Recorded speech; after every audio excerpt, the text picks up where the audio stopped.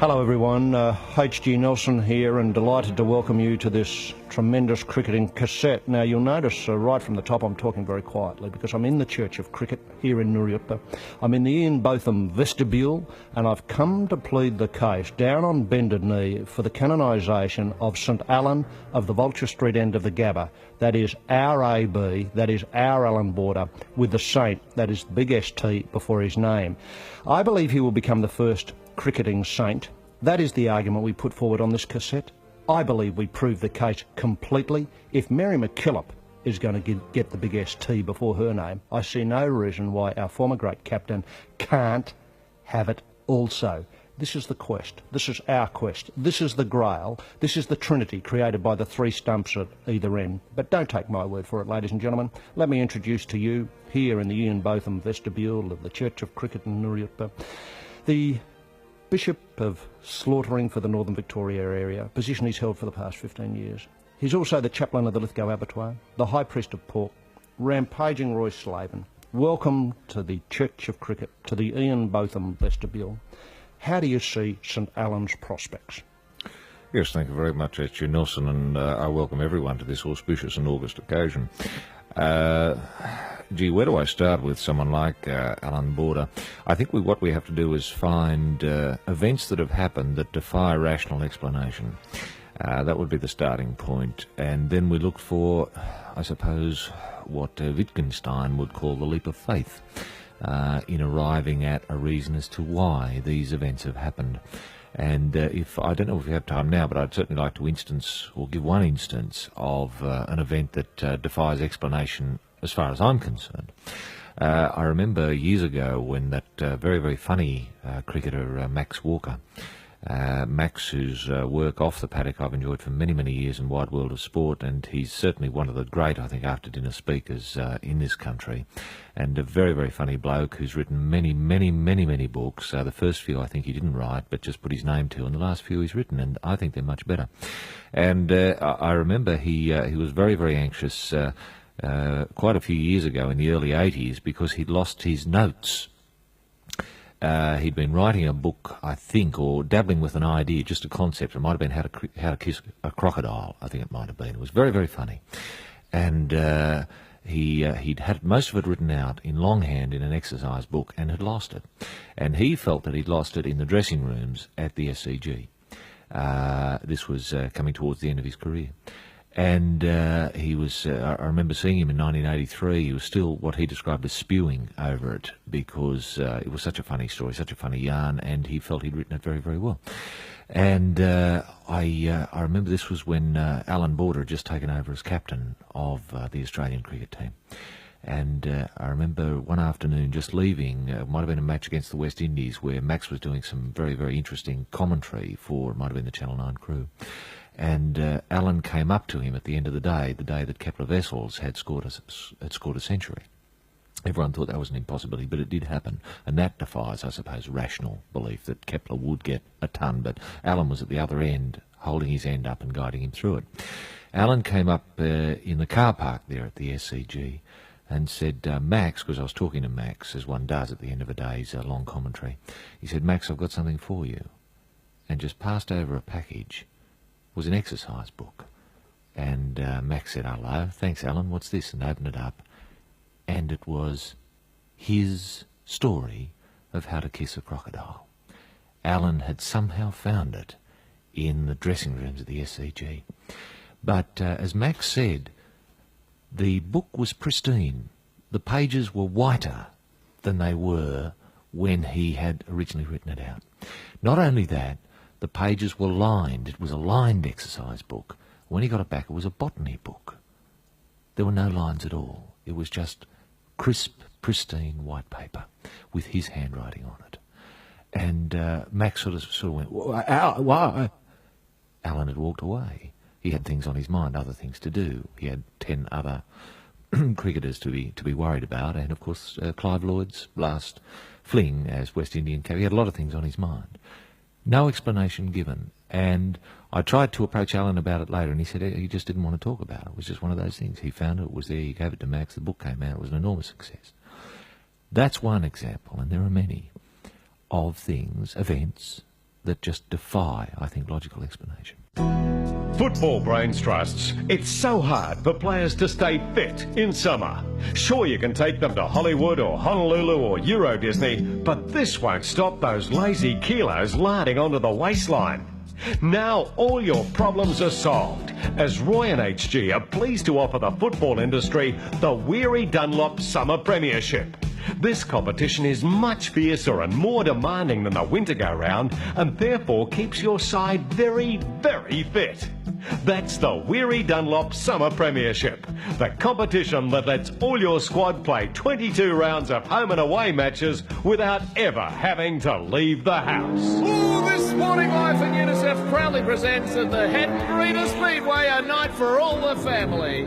Pencil in December 18 for a night of non-stop action. Hang on to your pants when the hootin' and hollerin' starts as 16 landrace pigs are strapped into nitro-fueled slingshot dragsters racing snout to snout over the measured quarter mile. Be overcome with emotion and spot the slow coach when bleached Brahman bulls are loaded in behind the wheel of 10 Kenworth 4,015 horsepower prime movers in a dash for cash round the world famous Head and Greeter dirt. And at half-time, cack yourself senseless when the former PM and now daredevil Bobby Hawke drives a 1964 V8 Holden Ute round the 2-kilometre track nude with the cabin filled with deadly taipan snakes from far north Queensland. That's right, car buffs. It's a night of hawk, pork and bull at Head and Greeter. Be there. Roy, HG and BHP have come up with an Australian first. Through the latest breakthrough in Ben-Lexon Kevlar and tungsten tip technology comes sanforized kydetic magneto cotton, a substance so vigorous that it can only be rendered dormant and lifeless through the very latest gene shear technology. A substance so strong that if a Toyota Corolla body was pressed from a single strand, it could withstand a journey through the center of the sun at the speed of light. A substance so delicate that it could replace the dead neurons and the damaged synapses of troubled humans. Yes, the sanforized kydetic magneto cotton is really the fabric of tomorrow. But it took the genius of Roy and HG to turn the substance into trousers. Self-supporting trousers.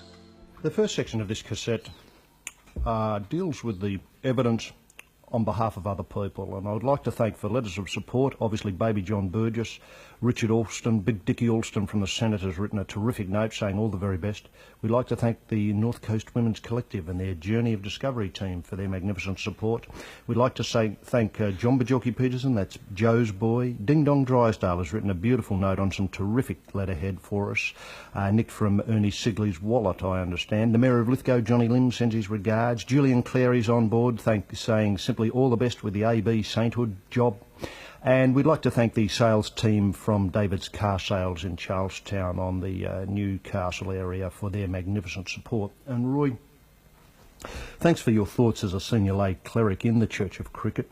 But how important are these sightings of St Allen, and I believe we can use the term now fully St Allen, of him out and about, working with his flock, working with the people, that we're about to hear now, evidence drawn from ordinary people's own observations? Well, I think they're very important, given that often ubiquitousness is a quality we associate with beings that are somehow special. I've looked at the photon going through the double slit experiment, for example, and it's a little beauty.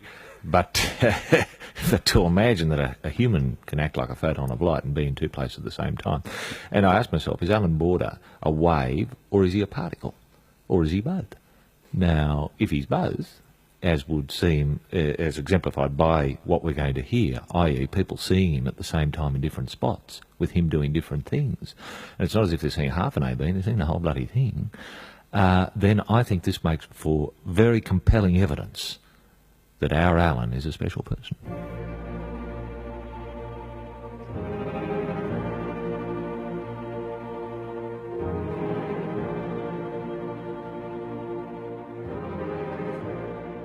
We got John in Brisbane. How are you, John? Oh, very well. How are you, mate? Good. What's your story, John? Oh, yes, I was at Sizzler on Wednesday afternoon and dining there, and Alan Border just decided to lob up to the table next to us with his kids. Wow. Sizzler. Did he go for the big salad or what? Yes, everyone was having the salad. No one was really splashing out in the meal, but it was only the kids, never the wife there. Yeah. And how was he getting on with the kids? Because he'd be a bit of a stranger to them. Well, he looked a bit, angry with life. This is not very good, but this is the day after, remember? You've got to give a bloke a bit of grace. You know, obviously, things at home, he's been on his mind, he's been thinking about captaincy, should I, shouldn't I? First day he's got freedom. Obviously, it's his turn to take the kids to Sizzler. Yeah. Get them out of the house for a while Jane can do some cleaning. Let's face it, job one. Job one. Kids to Sizzler. That's right, on the chalkboard on the fridge. Must have been his cooking night or something. Well, I was thinking, you're asking a bit, for a bloke who's just obviously given up, the only thing he knows in life, that is playing cricket and touring the world. Part of him died. And part of him died. Yeah, that's right, part of him died. And the fact that no one in Australia noticed it. For how long was he there, John? Well, I was there for about an hour, and he was there throughout the entire time, and Did people come up and pat him on the back and say, well done, Alan, love your work, love your show, you've gone too early, things like that? Well, no. No, people gave him a wide berth. Well, I suppose they would. He gives off a lot of... Negative vibes. Yeah. Or vibes. Negative vibes, yeah. And vibes. Yeah. Yeah, it'll be just there's AB. Ooh, Yeah, I was deciding whether to go up and say, look, hi, Alan, I'm really, I'm with you, man. Yeah, man, I'm with you. But I sort of thought better of it. Oh, I understand. You might have got one to go on with. Well, Frog marched out a Sizzler by AB. Indeed, it wouldn't be a happy sight, especially if your mate saw you coming out with AB with a boot at your date. Thanks, right. John. Good on you, John. Richard, you were in the cab. Yeah, that's right. That's right, Roy. I was driving a cab out at Brisbane Airport. It would have been about 2 days after the last test in Adelaide, and pulled up on the rank there, and there's AB and his Australian striped blazer and all his gear, and his wife and a couple of the kiddies there, all ready to go home. Right, and did you get out and open the boot? Oh, yeah, well, luckily I was driving a wagon that day, and that's about all he would have fitted all his gear in. So. Does he have a lot, does he? Oh, yeah, he had all the suitcases and that sort of thing, and he had this... couple of coffins with cricket gear in them? Well, yeah, that's right. That's just about what it was there, too. And yeah. was it all chat over to his place? Yeah, oh, yeah. Where did they all sit, Richard? Well, AB sat at the front. With you? And... Mrs. AB was in the back with one of the little kiddies. What, directly behind Alan or directly behind you? No, directly behind AB. Right. And one of the little kiddies sat in the middle, and Dean sort of sat directly behind me. Right. And did AB spend much time talking to Mrs. AB? Oh yeah, we just sort of chatted in general, and she added a little comment here and there, and young Dean. He seems to be a bit of a personality. He added his opinion on a few different things about selection and that sort of thing. Right. So. Did AB have to turn around every now and again and say, Dean, shut up? Well, it sounds like he might listen to you guys a little bit because he thinks a couple of the guys are a bit of a joke. So, who did he think was a joke? Simo? Yeah, well, I don't think, Simo's name sort of, if you mention him, it brings silence more than anything, so you just sort of...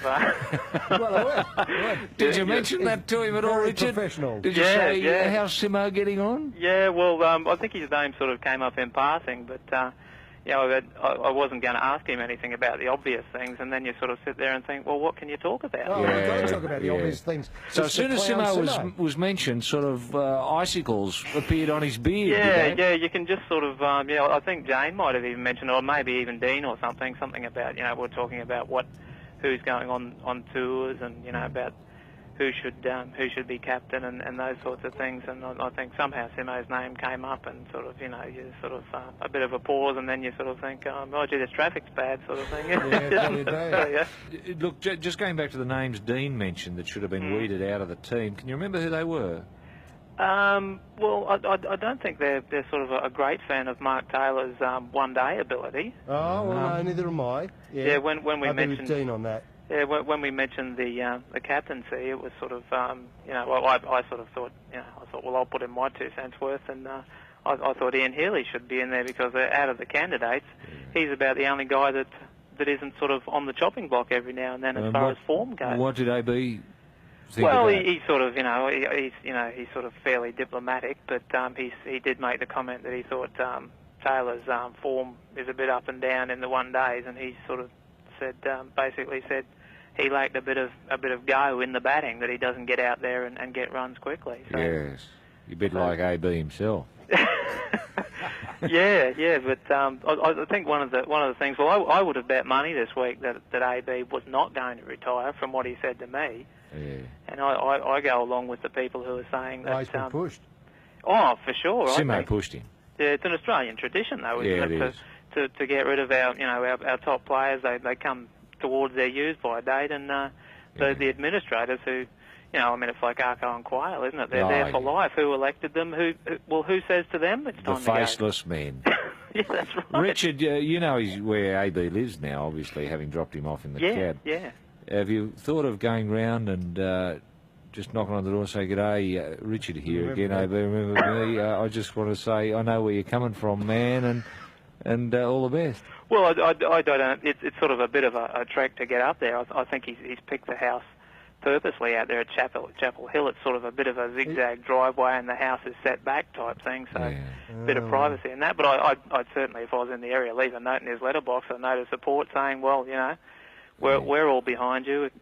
We know what happened. Well, Richard, thanks very much a lot. for that. That's fantastic insights. Very, very interesting. Very interesting thoughts, and Richard. it bears out exactly what Roy and I have been saying for years. Yeah, I'll keep an eye out in the taxi for any more. Yes, right. do. You never know. You never know. You'll see Rachel Hunter in there next. Yeah, and Rod. Yeah. Right, yes. Thanks, Richard. Righto, guys. Now we've got Glenn in Brisbane. How are you, Glenn? Not bad, Roy. How you Yes, going? yeah, good, mate. Where'd you see him?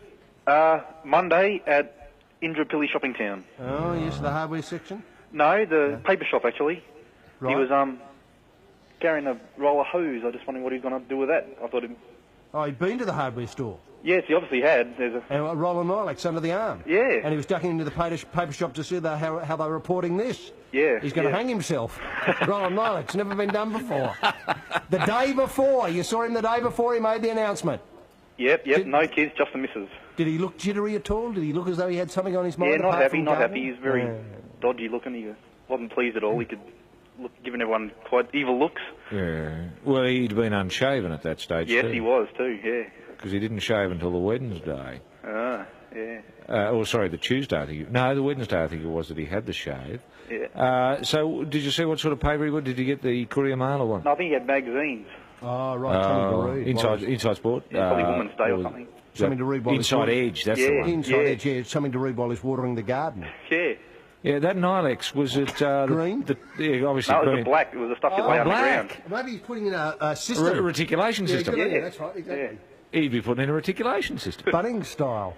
Yes, that's one for the West Australian buffs. Well, that is very interesting, Glenn. Thanks a lot. Okay, thanks, Roy. Okay, all the best. Bye. Who next, Roy? We've got Daryl in Panania. How are you, Daryl? Fine, Roy. Now, when did you see him? Just prior to Christmas, Roy, I was over at Westfield Shopping Centre at Hurstville. Yes. Turned the corner, and there was AB signing his new book. Beyond 10,000. Absolutely. Huge crowd of people. Stack of books 2-3 metres tall. Did you queue up? I did, and I felt he was really a man of the masses. I actually bought a Steve Waugh book. Steve's from Panania. Yeah. For my son, Steve Waugh's Ash's Diary, and he signed it to James Merry Christmas. Did he really? Tremendous. There wouldn't be many of them around. An AB signed Steve Waugh book. Well, the forwards by Shane Moore. I mean, it's powerful literary work. You've got the big three in one. How would you feel about Steve Waugh booting on as captain? We'd love it. We'd love it. I think that's a surprise. I think it's got something about the future about it. Yeah, It's got something of continuation of the old days and the new. And I think that'd be a good middle path. Well, Steve Waugh as captain. The good thing is that they're twins. If one dropped off, you could trick the foreigners. Yes, that's true with Mark. Yep. Going out there. Mark and, goes out for the toss. Absolutely. Don't tell me they haven't thought of that either, because they have. Now, I don't think Panani's ever had a captain of Australia, have it? No. I mean, Stephen Mark didn't even make school captain. No, that is interesting. Now, did you get a chance? I know there were millions of people there, but did you get a chance to give a personal message to AB at all while you were there? Well, he was in between the first and second leg of that South African tour. I said, look, all the best. He looked like he had a few more years in front of him. No, of course he did. Of course he did. Look, I've had a look at the X-rays. I think he's got another 15 years in front of him. There's no problem at all with anything. Did he smile at all, Daryl? Absolutely. Yeah. Always on top of it. A man. No wonder he was Australian of the Year. That's true. The People way forget that. The way they've treated him. Yes. It's disgusting. Yeah, and do you, like us, blame Simo in this? Absolutely. Yeah. Absolutely. Yes, of course. What can you say? I mean, No, you're like the nation. You're speechless. I mean, Alan Border's given us so much, and Simo sat in the shade all those years. And pull the strings, trying to All get the rid of him. strings. Yeah, with the odd coconut dropping on his head to wake him up. And every so often he just comes out with these stupid statements, and he looks silly. He He shouldn't is take it away. silly. He's silly. He's a joke. Absolutely. Look, I'm glad I was able to speak on this matter. I mean, I'm deeply moved by the fact he's no longer with us. Yes, you've obviously had this bottled up ever since Monday. Well, my son said to me the other morning on the way to school, Dad, I've got a book signed by him. So he'll never Did he forget really? him. Never forget him. Well, Look, that's the thing I is- agree with you, Darryl. I don't know how many kiddies have bumped into me in this last week and said, Roy, where do we go from here? Who are we to believe in when someone like Alan is given the dump and someone like Simo is allowed to stay? I've had kitty after kitty after kitty with teary eyes, just kicking cans around streets, just lost. They don't know what's happening to their world. The game is now smaller than Simo. Yeah, that's right. But you need a microscope to see it. Exactly. I'd say the only thing on the upside is the possibility of one of the wars from Panania becoming captain. And I will say this was, I was at a do yesterday where they sold an AB hat. It had been signed by AB, of course. Alan Border was written on the brim. And it went for about $1,000. And I bet you that if AB was still captain, at least the people in the room remembered it, if AB was still captain, it probably would have only sold for $50. Yeah. But they knew there'd be no more coming down. No. So people wanted a little bit of history and were prepared to pay for it. Yes. It's an ill wind that blows nobody any good, but it is sad to see him dealt such a dud set of cards. Absolutely. If we as a nation of people, HG, could sell memories of AB to the world, this country would stand alone. It would be On top of the OECD. Indeed. Indeed. So many memories has that man given And us. it would be an example to show to Asia. Oh, we look look, after our yes. captains. Don't be surprised. Don't be surprised if next week he's not captaining the Indonesian A, because that could happen. He could lose it. We could lose him And I forever. wouldn't blame him. No, exactly. I wouldn't blame him. He's after the I'd big say dollar now. all the best. Yeah. Good luck with a new career, AB. That's right. Absolutely. Okay, thanks for this, Thank you Darryl. very much. Yeah, well... People are taking it personally, Roy. But he's not alone either. Yeah, no, it's good. He's still on the line. I know. We better go to Alan. How are you, Alan? Oh, I'm good, mate, yeah. Are you still upset, Alan? Pretty shaken by it, yeah. Yes, how are the sedatives going, Alan? Are they doing the trick? Oh, well, luckily I'm a medical student, so I've got as many sedatives as I can handle. Oh, that's Yeah, good. You've got access to the medicine cabinet there, have you? Well, that's tremendous. I've got it open now. Yeah, Yes, you would have. do. Yeah. Writing prescriptions for mates and then, taking them back. Now, Alan, when did you see AB? Well, it wasn't me, it was the guy who I work with at Pizza Hut. AB's place is in our delivery area. Yeah. And once he realised how that it was AB's docket that he was taking up there, he started getting a bit nervous. Well, you would. Was it a Supreme or what? I'm not really sure, actually. I think he normally goes for supers, so you put a bit more on. Super Supreme. Yeah. What, the thick and crunchy or the fat and stupid? Which? Oh, I couldn't really tell you. It's Yeah. a bit of a secret, that one. Does he ring up often and get home delivered pizza?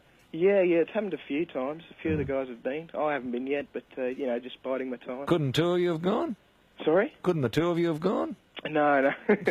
I tried. But, Do you get autographed boxes, bring them back and stick them up on the wall? Things like Wayne Goss, all the best Pizza Hut, Wayne Goss, Carl Rackerman, Greg Chappell, people like that. Have you got a collection of autographed Pizza Hut boxes in there? Well, we got most of the Broncos team. Oh, you would have? You would. Do you make a Let's Go Broncos pizza? No, not yet. I think But we there used to. is I think one. we used to, yeah. I used to. Oh, It's gone by the board. Well, Yeah. what did your mate say about his visit to Well, Alan? Yeah, this is the thing. You're saying AB was pretty shaken.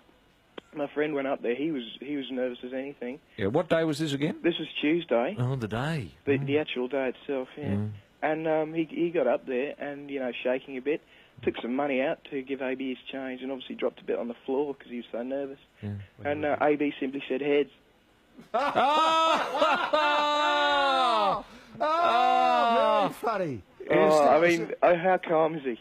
I mean, It's tremendous. Very, great mind, great focus. Still got the reflexes, Yeah, see? obviously. Yeah. If you threw the pizza to him, all of a sudden he'd catch it. Yeah. oh yeah. No problems at all. Nah. If you threw a piece of salami off it, he'd still catch it. Yeah. If you threw a caper, Yeah. he'd still catch it. Wouldn't matter. Yeah. And he could probably throw the stumps down at the end of the drive with a caper. Well, and Isn't that exciting? Isn't that great? He said heads. Now, what worries me, though, is it appears that they're only eating fast food in this house. Well, Sizzler, Sizzler, Pizza Hut. Yeah, we were kind of working on a fast food depression theory. Well, you would be, yes, I can see that working, yeah. Yeah. Is that common in the medical caper? People eat a lot of fast food when they're depressed? Well, I couldn't tell you. I think we study fast food depression in year 4. Right, you haven't got there yet. Yeah, it's down the track. Yeah, Right. well, that is great. But you've got to remember that AB has lived on tour for a long time. Oh, yeah. And on tour, you would be eating a lot of that sort of stuff. Well, one of the guys who took a one before, because he's a bit of a regular customer, he took it to him on the day of the first test. And really, I think we should have sent him some dietary advice. He's playing the game. He's eating greasy food. I can't understand it. Yeah. Mind you, AB... Cast iron constitution. Well, maybe that's part of the AB success story. Yeah, can eat anything and Can play. eat anything and play. No, I was expecting the ball to slip through his hands. Oh, well, yeah. Oh. Well, that's a great memory. Give our regards to you, mate, who delivered the pizza. Will do. Thanks for that, Alan. Thanks very That's much. great, Alan. All the best with the studies. Now we've got Greg in Brisbane as well. How are you, Greg? Good, thanks, Roy. You just interrupted me mid-race, mate. Oh, I'm waiting on the last in Brisbane. It's all right. Yeah, it's okay. I've backed upwards, Mick Dittman, so How's that's Mick all right. gone today? How's Mick gone today? He got the first up, I know. Yeah, I know. I backed all our mob in the 10,000. Oh, he's finished second. Yeah, Flitter pipped me at the post. Oh, yes. Yeah. A good win by Flitter, though. Nicely timed run by Jimmy Cassidy. But how's Mick gone with his Booker rides at Doomben today? Has he got many home? I think he's got a car. I think he's got a double already, so hopefully he'll win the last for me. Oh, all the best with that, Greg. Just before the race goes, when did you see AB? During the week with his mate on the golf course, when they were... away from Channel 7. Oh, on the actual day, on Tuesday. Yeah, Well, take us through it, Greg, and take your time about it. Oh, no, listen, it was, there was all these like, me and my uncle usually go and have a game at Indooroopilly. Yes. I think his mate's a member there. Yeah, that'll be right. Yeah, it's not far from the Channel 7 studios in Mount Cootha. Yeah. And we were on about the third or fourth, I think, and all of a sudden my uncle said, what's all these cameras around the place? There was all this Channel 7 gear and that. Yeah. And all of a sudden it was AB and his mate on the, I think they were teeing off, at the beginning there, and there was all this, sort of, lights and everything. I thought, don't tell me AB's retired. And blow me down, later on that night, AB and his mate, exclusive.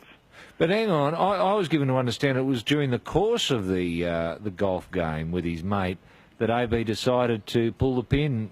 But by the sounds of what you're saying, AB knew before the first hole. It was all rearranged so that his mate got the exclusive, exclusive golf game, exclusive interview. Oh, is that right? Now, was it in the clubhouse then that Channel 7 organised that set? No, that was back at his mate's place at a barbie after the game of golf. See, AB had a shower and everything. What was the 7 crew doing at the golf match? They filmed it on the They off-chance. filmed AB and his mate playing golf, little... Just a pick-up shot. Yeah. You know how AB likes playing, so sort of as if to say, this is what AB will be doing from now on. Yeah. Playing golf, Yeah. Yeah, so how did AB look, and more importantly, how did his mate look? His mate's a bit of a hacker. Yeah. Yeah, he's not very good at golf at all, but AB, I think last week someone said he was wearing a pair of shocking red trousers. He was wearing them on the course. Yes, Well, that'd be right, yeah. So I think he might have been, when that other bloke saw him last week, he might have been out having a hit before he went and had a bite at that restaurant, whatever. So. Oh, Sizzler. Or wherever, yeah. Yeah. Okay, so did you see AB strike the ball at all? Oh, beautiful, Roy. Beautiful. As if he was, I guess golf and cricket are different games, but I reckon he should take up golf. Yeah, listen, does he punch the ball like he punched a drive? No, it's sort of more like a loft over straight hit sort of thing. Oh, right. Does he keep the left arm stiff like he did when he was hoiking the ball? Yeah, he does. He's a very accomplished golfer. Yeah. Yeah, he dresses the ball well, and he's got all the trip. And does he have the gear? The clocks on the socks and the +4s and the funny pants. The and one hat glove? and the one glove and all that sort of... he had the glove, but I think it was on the wrong hand. I think that'd be AB. If you're a left-hander, you're supposed to have on your right hand. That's he had right. on his left hand. Oh, AB. You're You're AB all over. Greg, did you say anything to him? No, I didn't. He was, as I say, he's a few holes behind us. we could sort of see through through the fairway, and sort of we thought, oh well, we might as well, that's enough. We've seen AB. It looks like he's retired, and as I say, it was on the news that night. And Greg, just as a personal point, I know the race starts quickly soon for you. Greg, how did you feel? I was shattered, mate. I was shattered. Like, I've grown up with AB. I remember 10 years ago, I just finished school actually when we were down the coast at school this week. I remember Kim Hughes coming off the ground crying on the blub, Oh, all our mates, we were all there, paying out on him, saying, bring on AB, he'll do better. And he has. No, it was good. It was good. He was good, yeah. And he was good. You could put that on his gravestone, I think so. AB, he was good. And Greg, what did you like in the last? You were on Upwards. Upwards, how'd it go? I don't know. I haven't got a result through on Upwards. I'll... What are the odds there? Well, Upwards was quite long in the odds, I think it was about 12 to 1, I hope. 12 to 1. At the moment, listed with Sub-Zero, Lady Abstain, Alderman A, and Upwards at 12 to 1. So let's hope Mick Dickman did get it home. But it's the sort of thing you remember for the rest of your life, seeing AB on that golf course on that day. It'll be like, the first time you saw a $2 coin or something like that. Everyone sort of remembers whenever something... Listen, Greg, you hold on to your memory, mate. Keep it clear, because they'll do a documentary on you in years to come. You were one of the ones to see him on the last day. Maybe if I had like that, and This Is Your Life, AB could come on and say, I saw you on your last day at the golf course. Yes, well, that'd be tremendous. yes, that'd be great. And when of course the film is made, somebody like Jack Thompson will play you. So that's something to look forward to. I was having more like a Dita Brummer. Dita Brummer, yes. Well, you're in there. Okay, Greg, thanks very much for this. Cheers, and all the best with your golf. Yeah, mate. Thank you. Bye bye. See you, Greg. Weren't they magnificent sightings, Roy? Yes, absolutely first class and well worthy. And could I say this, we don't like to blow our own trumpet here that often, but I think we did AB justice in the way that the papers haven't, in the way that the television haven't, in the way that the radio hasn't, because we talk to real people, seeing AB doing ordinary things in that week that he will never forget and that most of us will never forget. No, that's right, because AB is worth remembering. Roy Slaven has returned to his butchering roots and emerged with a whole new range of cuts specifically designed for the palate of the 90s. How about wandering into your nearest registered Slaven butchery and ordering the following: coit flaps, box mince and stretched pistol strips. Roy, still doing things with meat other butchers only dream of. Well, thanks very much for turning the cassette over, and welcome back to side 2 of the plea, the quest. The important work that Roy and I are undertaking with the cassette, that is, the attempt to draw Rome's attention to the good deeds that Alan Border has laid aside, has stored up during his life in front of the stumps, and now throughout his retirement. There's some very, very fine thoughts on AB's retirement and how he is spending his days now, and also how we should remember AB and what sort of images and symbols we should be thinking of when it comes to the memory of this great saint, the first saint of cricket, St AB. Roy, I know you've got a lot of interesting ideas about the celebratory side of St Alan. Do you think we should have a feast day, an AB day, or is a simple recognition that St Alan will become the patron saint of cricket and a lot of else enough? No, I don't think it is enough. I think there should be a day off for everyone, just to, with a proviso that on that day off, let's say it's the 3rd of September, just for argument's sake, that's just off the top of my head. Very good day, Roy. It's a lovely day. On the 3rd of September, no matter what day it is, whether it's Monday, Tuesday, etc., everyone has it off, but everyone thinks about AB. Everyone tells AB stories. Every television channel just shows different innings of AB, a little bit perhaps of AB bowling, some terrific catches he's made, and it just turns into an Alan Border festival day. I think that's mandatory. I think that's got to happen, and I think that would be terrific. And the more I think of it, the more compelling it is. It's just a funny little story that Keith Miller told me the other day. That Keith had woken up with a howler of a hangover. No surprise there, Roy. Well, you know how Keith is. He's larger than life. And he was, he said his eyes were blurry. He couldn't, he couldn't, pick Norman May from a telegraph post. And mind you, he's not alone in that quest. Anyway, he had a blinding hangover, and he'd been, doing a bit of whittling as he does with a Stanley knife, and slashed himself across the heel of the thumb very, very badly. And he went up and saw AB, AB retired. Now, talking about what it's like in retirement, and he shook hands with AB, and AB offered his left hand, not his right, to shake hands with, and. Keith, he thought he might have been a mason or something like that, but did what Alan suggested and shook with the left hand. And after talking, went back into the bar and looked down, and the cut was gone. Yeah. The cut was gone, and the hangover was gone. What? And that's the first time that Keith can remember not being in a hangover sort of mode for 50 years. Roy, just before we go to these thoughts on the cassette, I'm just wondering if the merchandising of Alan Border, that is St Alan, will cheapen the whole memory. I'd like to see one of those luminous bloody car dolls. Yes. St Christopher's gone by the board, or young cricketers have a little AB token around their necks, or dangling off their bats, or dangling off their boxes, just to protect that area. Are you at all frightened that some of the more spectacular forms of merchandising that we've seen associated with saints could come into play?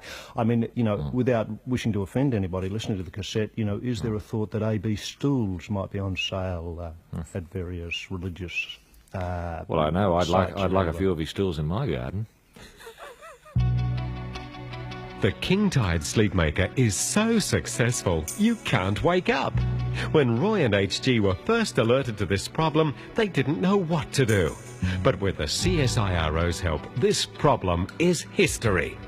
All fish in the King Tide Sleepmaker are now programmed to massage your softer protuberances at an hour you predetermine, so that now you can come to in the nicest possible way.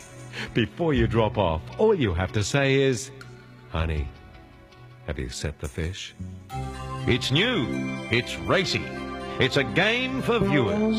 It's the Sporting Sheets. You simply correctly guess the couple under the sheets and win a trip to Rio for Carnivale. Is it A, Balmain Tiger Paul Sirenen and West Coast Eagle Carl Langdon? B, Alan Border and the War Twins? C, Supermodel Elle Macpherson and Handbrake Harry White? Or D, Bert Newton and Jeff Fennick? Send your entry to the Sporting Sheets, Post Office Box 9994 in your capital city. Girls, you've loved their work on the paddock, but you can't get them to come across after the full-time siren sounds. Why not spend a 3-night intensive with Roy and HG and guest lecturers Noel and Les Cleal and learn how the sports stars like it? This course is not available at TAFEs or universities and is simply called Crack Onto a Cricketer. Learn what to say and when to say it. Learn what faces to pull when it comes to your turn to talk, and what to do with your lips while they rabbit on and on about past digs. Graduates from this course in previous years are now happily married to Merv Hughes, Stumpy Boone, Terry Alderman and David Hooks, and we are pleased to announce the engagement of Shane Warne to one of our most recent graduates. Just look in the local paper for details. Roy, how's he spending his retirement? Well, he's fixed the fence. Yes, he's done the fence? He's done the fence. Still a few palings missing. He's fixed those How's up. the car going? Has he had a chance to get onto the car? Yes, he has, yeah. He's got the vacuum cleaner out. He's vacuumed it all out very, very nicely. He's put that Armour All gear on the dash. Yes. He's put some of that Spitfire gear down the carburettor and cleaned the motor out that way. He's done the chrome. It looks very, very, very, very attractive. He's used that cutting compound. Remember those stains that were on the bonnet? They're gone. The cutting compound, I think, was a number 2. Tore that out, and he's pulled it up. Got a nice gloss on it. He got the drill out and got the that bit you can put on the drill. Lamb's wool the lamb's spinner. wool. And he's got a lamb's wool glove that he just rubs around the fenders very sort of sensually. He's got that looking good.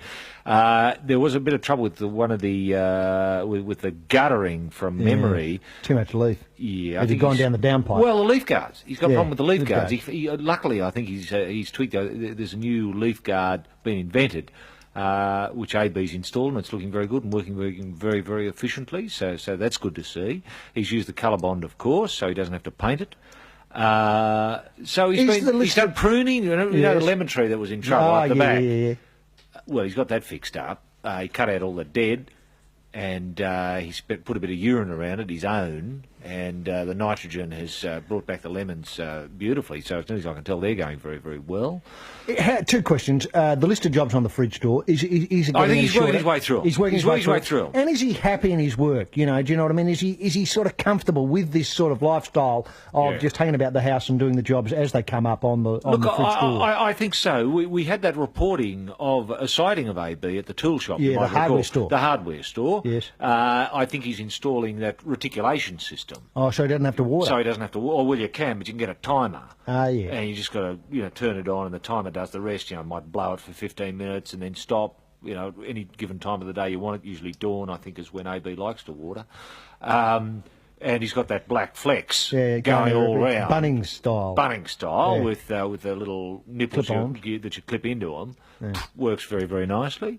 So he's got that new Makita drill.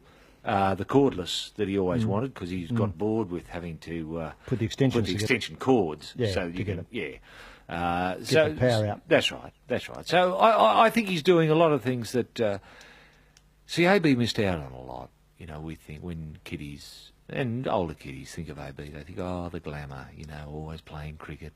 Always playing cricket, going around the world, playing cricket, and going around the world again, and playing cricket, and coming home and playing cricket, and off you go again and playing cricket for bloody how many years? Nearly 20 years. He missed out on a hell of a lot. He missed out on pride in his home, pride in his car. He missed out pride in his shed. In relationships. There was obviously a lot of minuses there that...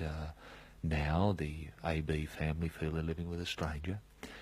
Who is this bloke? Young Dean says. Yeah. Who is Mum? Who is this bloke who's working on who's botching up the guttering? Who is this that's put this reticulation system in that where the water goes in all the wrong direction? It keeps going over the neighbours' fences. It doesn't water our bit of paddock. Yeah. Who is this bloke that makes me go to the hardware and buy stupid things and I've got to pretend I'm interested? There is a downside, I think. He's missed out on a hell of a lot, so he's going to have to run very, very, very hard to catch up on the family and home carousel that left him behind all those years ago. Yes, and, his mental state, Roy, when he comes to training with the Shield team, will he bother to show up or he just come No, I don't think he will. And there's constant visitors. People like Richie, Tomo, Fat Cat, Richie and Tomo lobbing in, with a case. Yeah. With a slab of beer. Saying, come on down from the roof, AB, we're here. Couple of videos. Yeah, a couple of videos. Now, let's have a look today at the fourth test, 1978. You got out for none in both innings. Yeah, remember, let's watch that. And trying to relive those old days. And I think AB's not interested in the mirror. He's interested in looking through the windscreen and pressing the accelerator.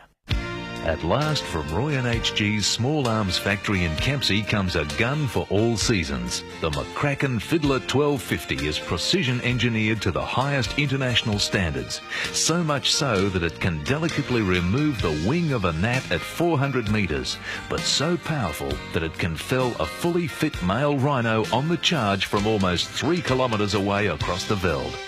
The makers are so confident of the quality of the Fiddler 1250 that they claim, if you can see it, it's hit. Anecdotal evidence suggests that with the Fiddler on fully automatic, the human eye simply becomes baggage. That's the McCracken Fiddler 1250, the only gun to put the hootin' back into shootin'. Ladies and gentlemen, This Sporting Life suggests if you have nothing to do next Tuesday week, why not come along to the Hilton Hotel, room 169, for a night of looking at the Chapel Brothers having sex. What'll it be, Sandy? Got any rowdy toot left, George? Sorry, love, sold out. Box mints? Last kilo walked out just after 10. God, George, what have you got? I have a lovely rack of fiddled ring bones and a very nice piece of spun cave. Will the cave last through the weekend? Not a problem. Thanks, George. There's only one drawback with the House of Meat's new cuts for the 90s. You are what you eat. Can I change the subject totally and just discuss for a moment, obviously people will be going to Lang Park. Now, not much rugby league's played at Lang Park these days because of the ANZ Stadium. The Crushers are going to move in. Oh, the Crushers, yes. Yes, next year it'll be back as the centre of rugby league in Brisbane.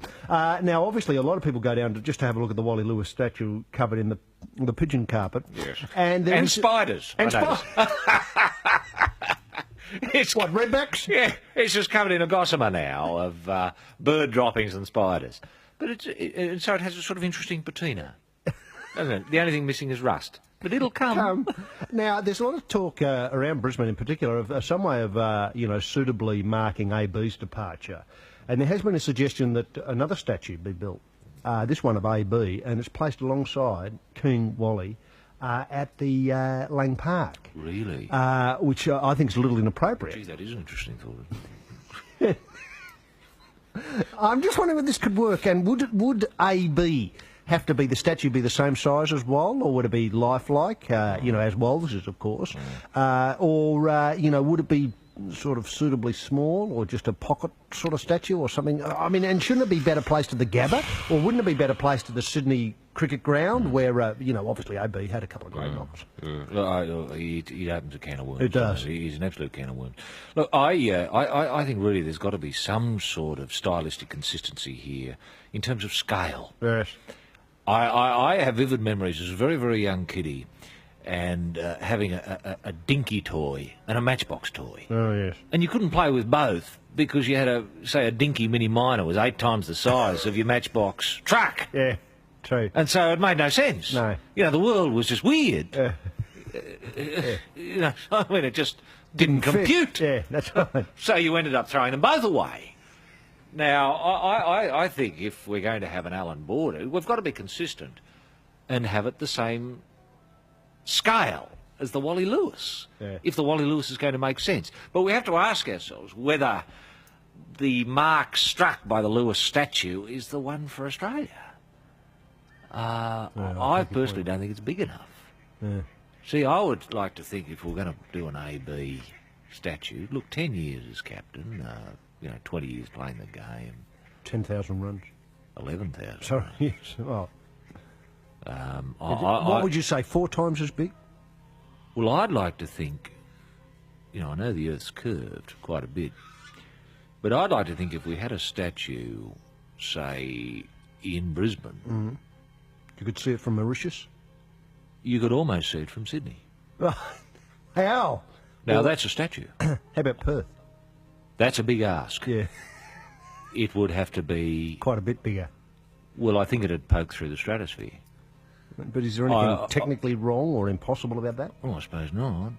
I suppose not. It would have to be. Gee, I don't know the. I don't know the angles here. Maybe someone of a scientific bent who has a slide rule in their pocket could sort this out, or has access to some logbooks.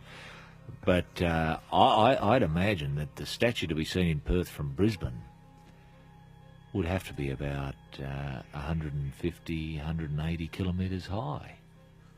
Well, that would pose, one imagines, traffic problems for planes, aircraft in the area, so it'd have to have a big bloody light on the top, which is possible. But you'd have to, I don't know, you'd think, the Discovery would have to be used to lower the head. Yeah.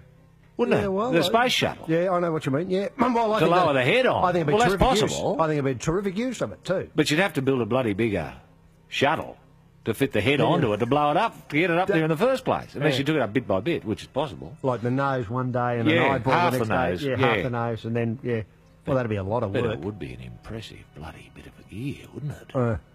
Well, maybe they start with Sydney first up and get it up as far as Sydney, say. Obviously, it'll be something... 1 foot at the SCG, another foot... At the Gabba. At the Gabba.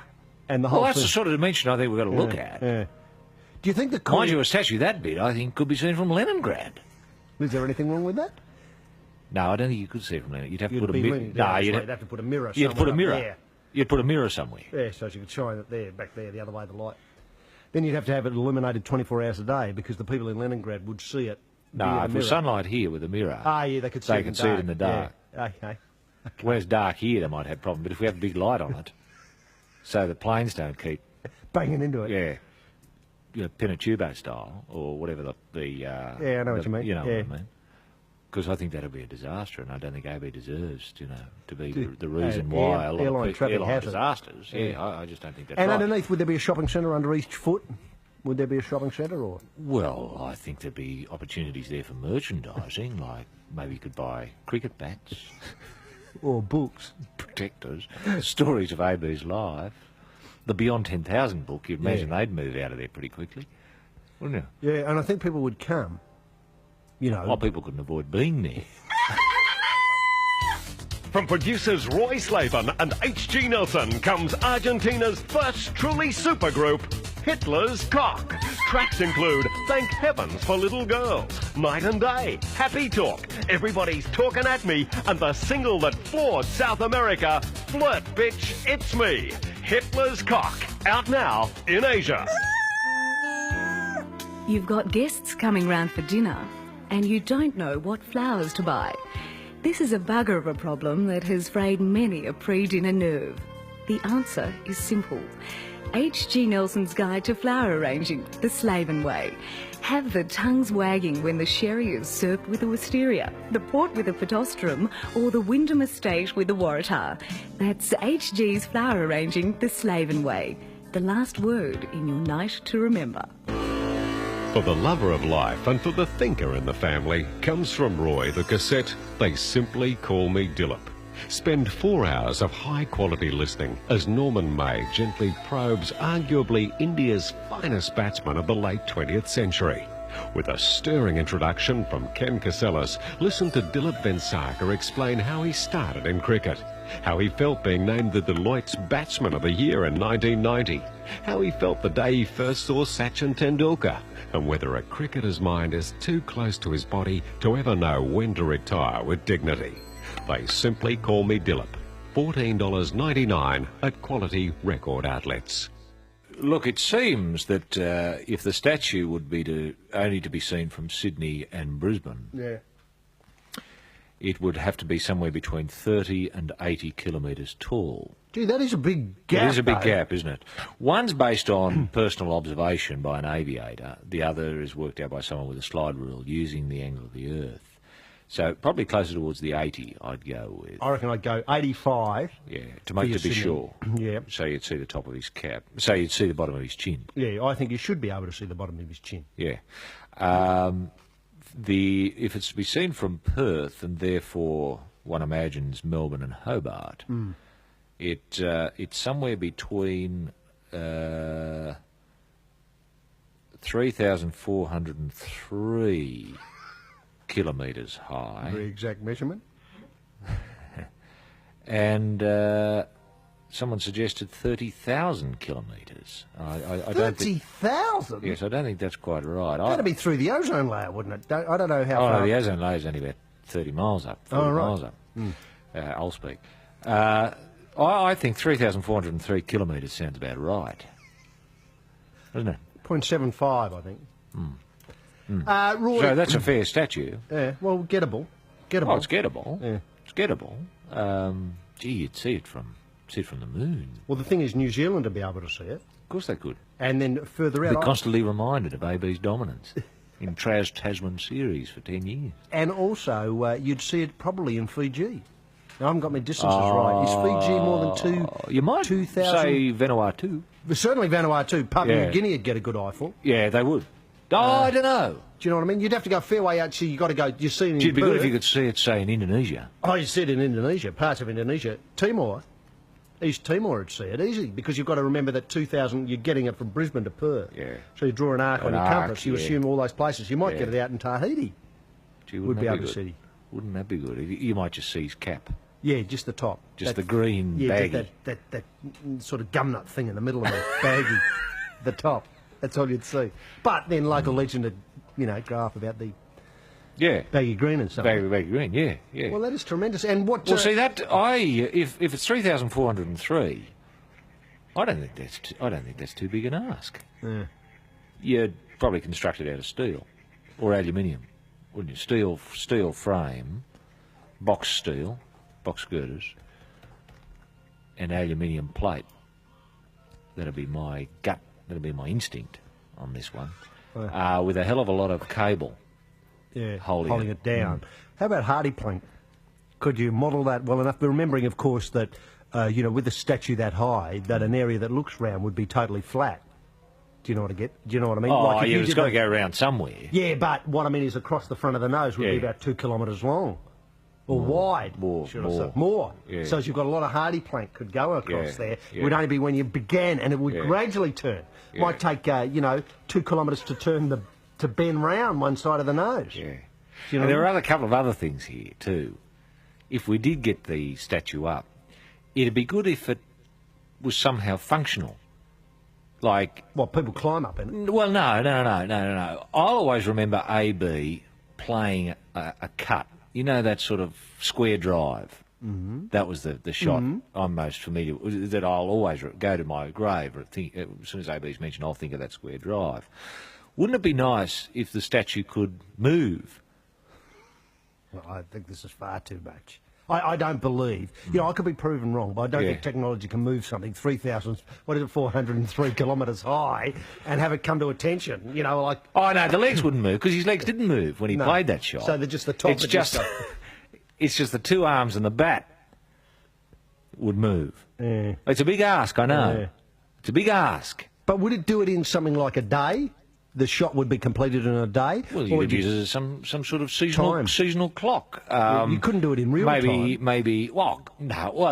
I don't think you could. Tons and tons and tons of Yes, stuff. I don't think it would move in real time. No, that would be a feat. But if, say, gradually between summer and winter, like closed stance represents summer, yes, and the bat up, cocked, ready to go, I don't know. Maybe that's... no, I see where you're coming from. That's so more... as the seasons goes with the follow the stars. Yes. Can I suggest another thing which may in fact solve a number of these problems together? That in fact we commissioned someone, and I must thank the Courier Mail for ringing and suggesting that the money to build this 3,403 kilometre statue will be raised from the subscribers and readers of the Courier Mail. That's very, very generous of you. But I'm just wanting to remember it's all hardy plank and it's all Australian from Kembla Steel and so on. I'm just wondering if... And, I don't want to put the mocker on the idea of building the hardy plank Allan Border 3,000 kilometres high, but could it be done with light? Now, I'm not sure where we're up to with it, but I'm wondering if it's possible... a laser? A laser. Oh. A laser Allan Border, but I want it all filled in. I just don't want a blippy outline on the outside with a couple of dots. Yeah. I want to see light. I want to see a solid AB in light inside the pyjama gear, the yellow duds, the green and yellow shirt. Yeah. Do you know what I mean? Can I make a suggestion too that with statues of this type, that the head can look disproportionately small because it's so bloody far away. So we build. Could I suggest that it's built in the error of not quite parallax, but the error of perspective? Yeah, you foreshorten it. So that the head doesn't look silly. Yeah, doesn't look like a pinhead up on 3,000 kilometres up in the air. Yeah. No, that's right. That's right. I think you've got to compensate for it. Let's face it, the bloke was built pretty close to the ground. That's right. So obviously the bottom part of the statue will be in the illusion of it, closer to the ground, and the head will obviously be up there. Yeah. And I'd like to see him have an expression on. I want to see him wink. Yeah. Oh, well, not that he ever did much. No. Maybe he winks wrong. Yeah. I'd like to see a scowl. Yeah, scowl. He's telling Craig McDermott, if you don't do that again, son, you're on the next plane home. That sort of thing. Yeah. Maybe it could speak. What would it do? Just have phrases, stock phrases that AB's famous for, like get a dog. Yeah. What are you looking at? That's right. Who's next? Where's the bun?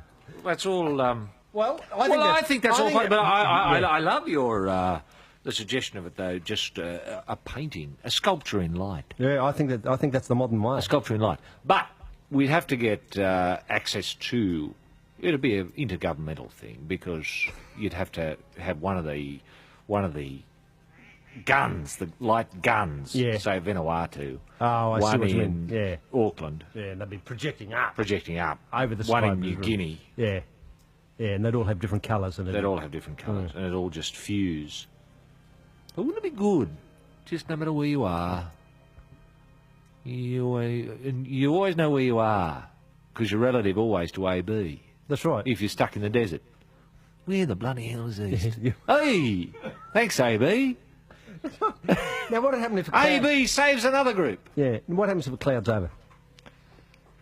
You know, like in Brisbane. Well, that'd be in any scouts, in any, people who go on those explorer No, I tours. just mean, does that create us any problems? The number one rule, wait till sunny day. To see AB and head home. And head home. Could the thing work?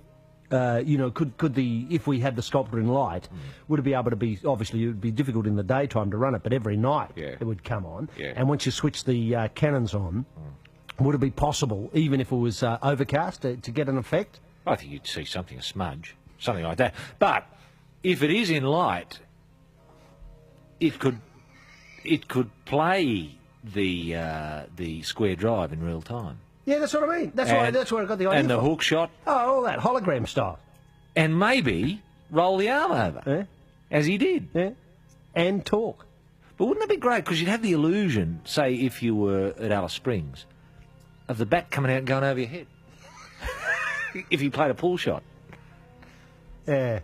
It depends which way he's facing. Well, I reckon we rotate. We could have him facing out into the Pacific, bludgeoning the ball straight back, to the other end of the world. Yeah, San Francisco. Yeah. Rather than hitting it towards Perth. Mind you, I think I like seeing him front on. Well, I don't think, he's a terrific bloke and Australia shouldn't very be attractive, but seeing bum on. No, I think that'd be an insult. Yeah. Let's just insult the people of Vanuatu and Tahiti by having a big Murawa. big AB date, just Pointing right at pointing at them, grinning on the other side. In response to the overwhelming success of Australian birds Roy and HG have shot, comes the Book of Whoops. 117 full-colour photos of the ones that got in the way, including the southern right whale, the stupid big red, the Tasmanian tiger, Lefty the bush cat, and assorted snakes, buffalo, horses, sheep, dogs and koala bears. The Book of Whoops is a book for all the family, with loads of laughs on every page. Girls, how would you like to take all your clothes off and flaunt yourself in front of Laurie Oakes? Sound wild? It can be done. Simply pick up the phone and talk to Roy. And so we come to the completion of AB's cassette. That is the cassette for the canonisation of AB. And listeners, let's face it, your thoughts are being heard even as you hear them in Rome before the cardinals and that very august body that is the Catholic Church at its highest levels. But no cassette of AB vis-a-vis canonisation would be complete without some examples of AB's work in front of the timber. And I refer, of course, to the Pakistan v Australia, the third test in the 82-83 series. This was at the Gaddafi Stadium on the 14th of October in 1982. It was the third test, and AB made a tremendous 9 before he was trapped LBW before the wicket by Imran Khan, a tremendous 9.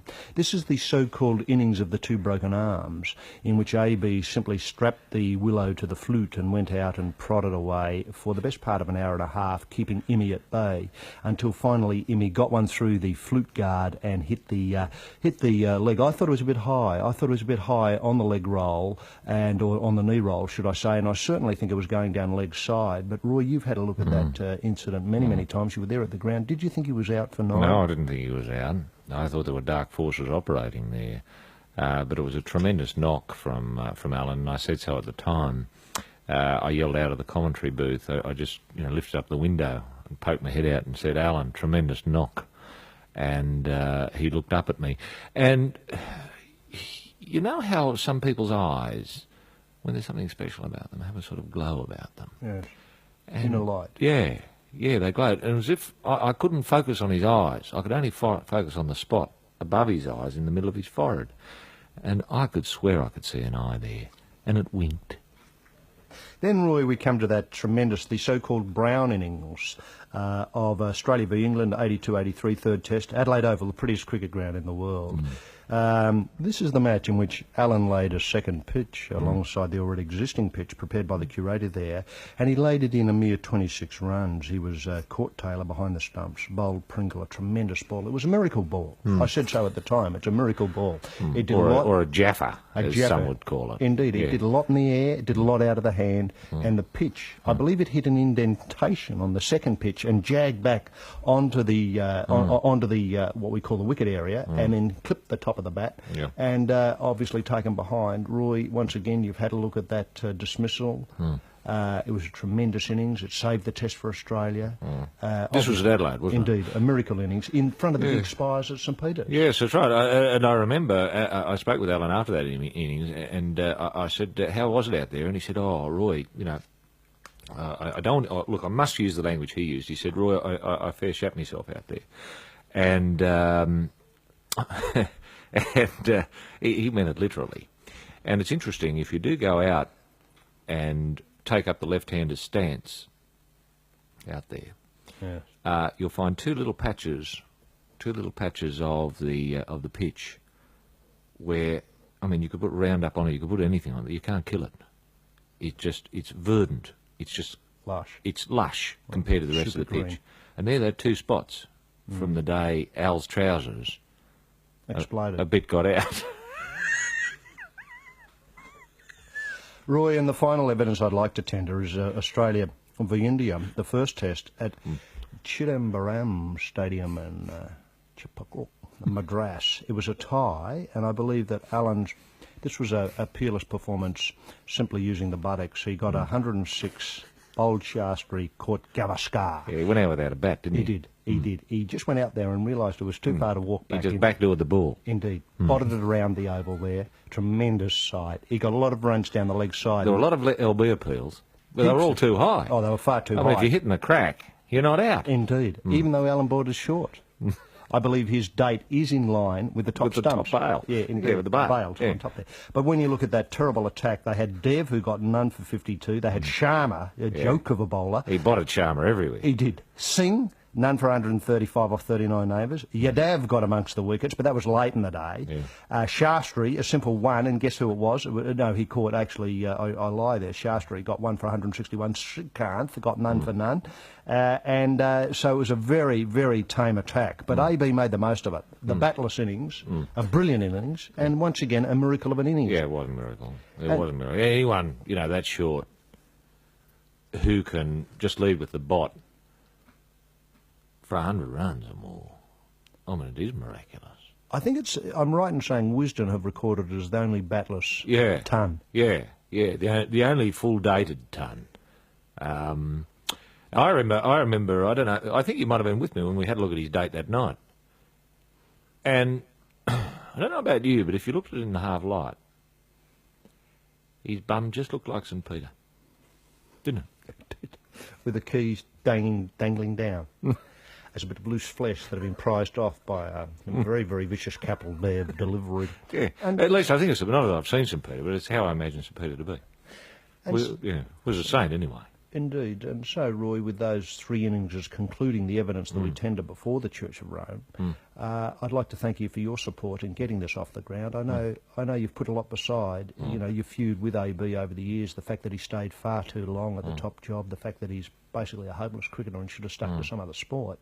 Baseball. Baseball. You put all these, what I'd call, black marks against him aside to come on board in your role as a lay cleric to the slaughtering trade of Australia, and I thank you very much for it. No, not a problem, Major. AB, look, it's not a problem, Major. See, I nearly called you AB. Hey, I mean, he's here in the studio with us, isn't he? Yes. And Alan, I feel him. Alan, I feel you're here. Yes.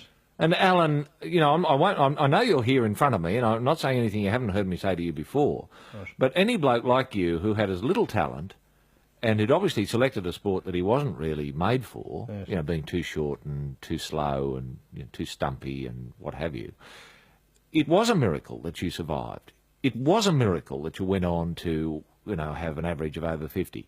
It was a miracle that you scored so many tons. It was a miracle that you captained Australia. And it was a miracle that world cricket, the standard, plummeted so greatly, especially in the old dart, to make you appear a hero twice in that. Not once, twice. So all these things come together and say to me, miracle. So, first stop, beatification. Second stop, canonisation. Third stop, Alan Border Day. Fourth stop, thank you, Alan, for all you've given us. Let's just reach over and give him a fiddle before we leave.